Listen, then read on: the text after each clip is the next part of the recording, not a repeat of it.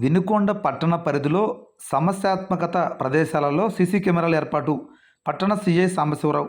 ఇక పూర్తి సమాచారం మేరకు పల్నాడు జిల్లా వినుకొండ నియోజకవర్గం వినుకొండ పట్టణంలో శనివారం సాయంత్రం 6 గంటల సమయంలో ఎన్నికల రిటర్నింగ్ అధికారి సుబ్బారావు ఆదేశాల మేరకు పట్టణ పరిధిలో సమస్యాత్మకత ప్రదేశాలలో సీసీ కెమెరాలు ఏర్పాటు చేసినట్లు పట్టణ సీఐ సాంబశివరావు మీడియాకు తెలిపారు.